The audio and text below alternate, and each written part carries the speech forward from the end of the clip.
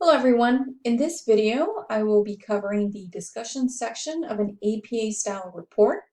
You can find more information about the discussion section in your APA style manual, 7th edition.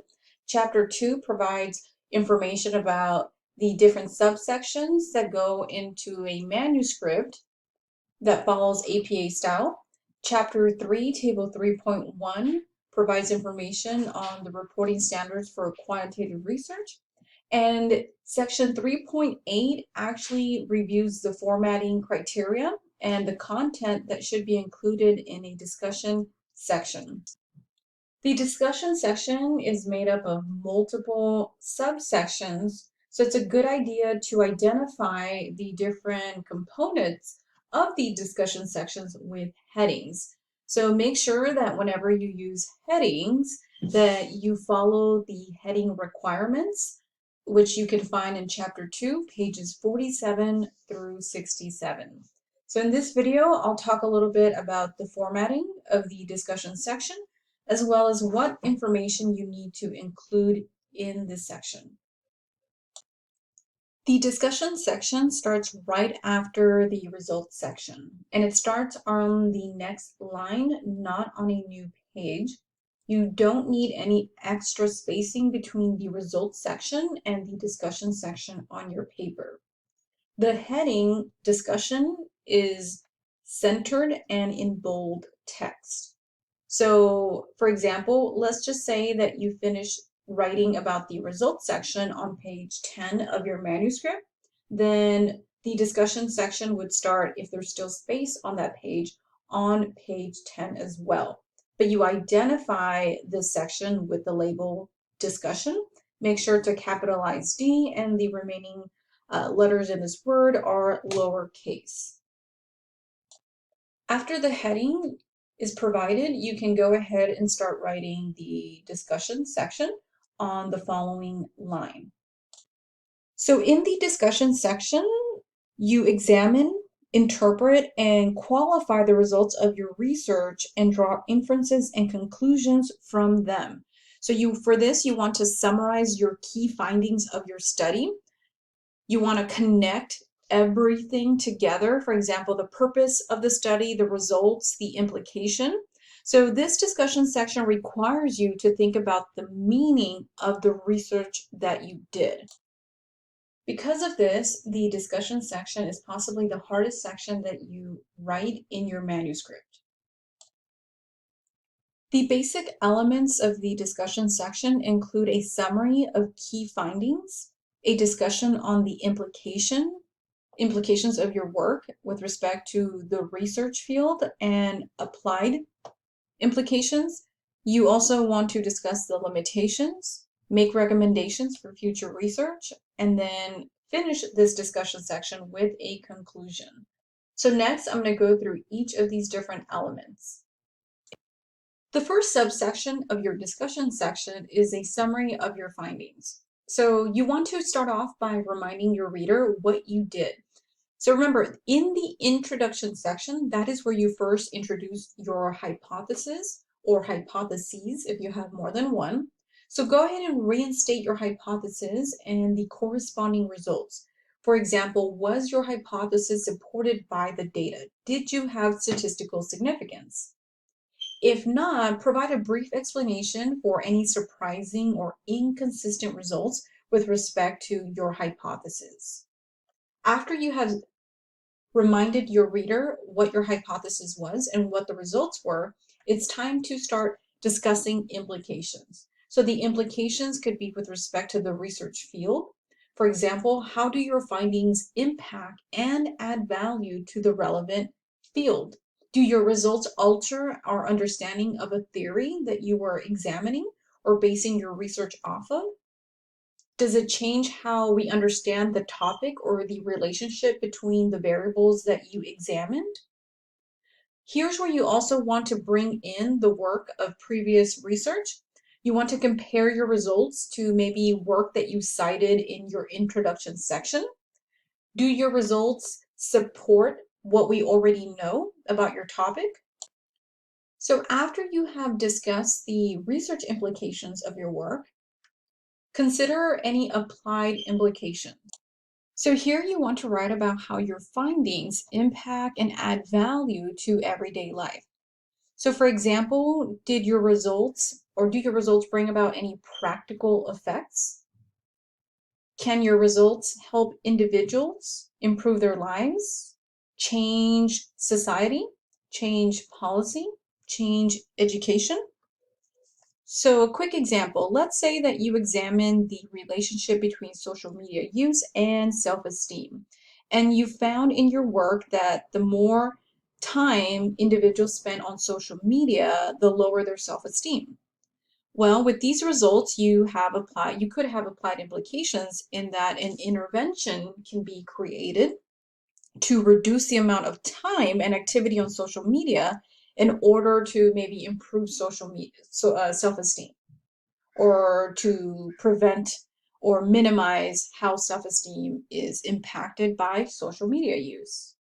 So think about how the results that you obtain from your study can help inform change to improve the non-research world, right? So college students, teachers, parents, society as a whole, how education is conducted, etc. So take some time to think about how your results can help people. Now, no study is flawless, so take some time to identify any shortcomings of your study. This might be the methodology that was used. So for example, maybe it's the research design that you used. Maybe your study was non-experimental and you looked at the relationship between two variables. However, your study could have been improved if maybe you had an experimental research study where you actually manipulated some levels of a variable and control for any extraneous variables. So the research design that you used might be limiting. Consider the sample size. Did you have a large enough group of individuals for your study? Maybe you intended to collect information on 100 college students, but you were only able to recruit 15. So think about that. Maybe the materials that you used weren't ideal. So it could be that maybe you designed your own survey, and then it wasn't until after you collected the data that you realized that some of the questions or items that you administered weren't actually capturing the construct of interest. So think about the limitations of your study, which is going to allow you to segue into the next subsection of the discussion section, which is now you talking about future research. So not only do you want to point out some of the limitations, but think about how these could be improved on in the future.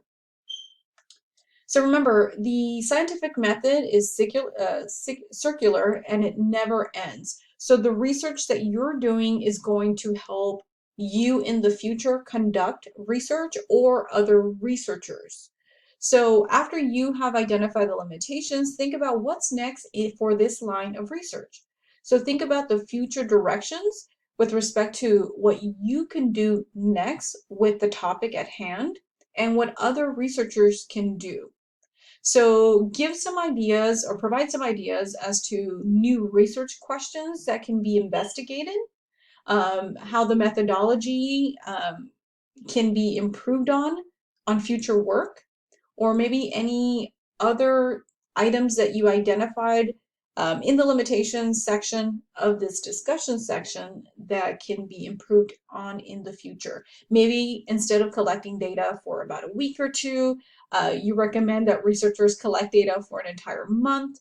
Maybe instead of conducting a cross-sectional study, you recommend that researchers conduct a longitudinal research study to better capture the development of your participants with respect to a construct of interest, etc. And then finally, we have the conclusion of the discussion section. So the way I like to think about the conclusion is, what is the take-home message of what you have done, right? So you want to provide a very brief summary of your work, specifically of the discussion section, maybe like a sentence or two. Remind your reader the major points that they have just read and learned about with respect to your work. So in your conclusion, restate your hypothesis or the research question that you pursued. Restate your major findings. Tell the reader what your contribution, what your study contributed to the existing literature, to the world, right? This is, again, reiterating the implications of your study. And then state the future directions for your research and recommendations. And I always like to end my conclusion with that take-home message in a brief sentence or two. So again, this is the last thing that your readers are going to read. So make sure that you take some time to write the conclusion and that it's not something that you quickly write in a few minutes. Now, one last thing I want to say about the discussion section, and that's what not to include in a discussion section. So you should not be presenting any new data or new information that you have not already discussed in the manuscript, whether it's in your introduction section, the method section, the results section. So this is not the time to present new information. You also want to make sure that any conclusions that you're making were supported by your study.